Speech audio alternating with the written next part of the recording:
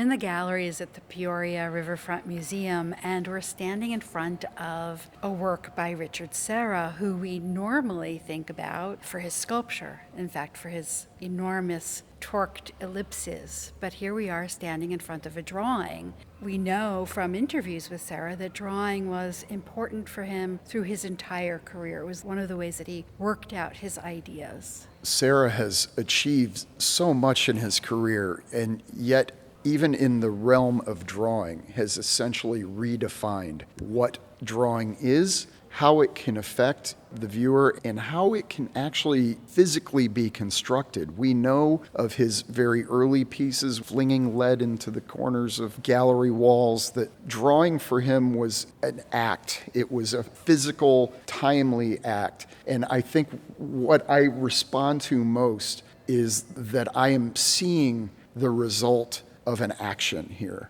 That's so interesting because it's very hard for me to reconstruct the action or series of actions that created what we're seeing in front of us. It almost feels like molten earth. This is compressed oil stick paint, which should not even be physically possible. To apply oil to paper is one of the most cardinal of sins in the drawing realm, but here he has achieved it, and we are allowed to be engulfed by the result of this, which is this black presence that really encompasses the entirety of the paper. For me, it does much the same things that so much of his sculpture does, which is I feel drawn to it, I feel repelled by it, I feel this in my body. Not only is there physical density and psychological density to this, which could also be seen as a whole as much as it could be seen a surface or an object. And there is something kind of cosmic about it, the round shape that suggests a three-dimensional sphere, the idea of a planet, of an explosion even, as we look at the edges where we see that paper coming through. It almost appears to be geographic in the way that he has allowed this paint to be built up. There are almost peaks and valleys to this surface. So we could be above something while we are somehow looking directly at it as well. Which explains my feeling of disorientation. And that might bring us to the title, which is Artaud, a reference to Antonin Artaud, an early 20th century French writer who most famously wrote about an idea that he called the theater of cruelty.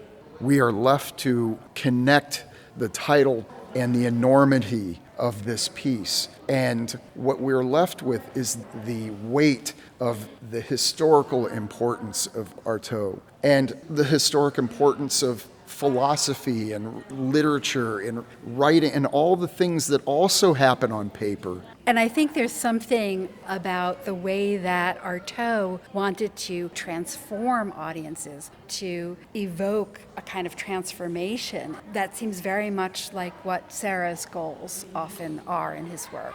When we think about the history of drawing, I think about delicate lines from Renaissance drawing and subtle modulations of light and dark or cross-hatching, and none of that language of drawing is here.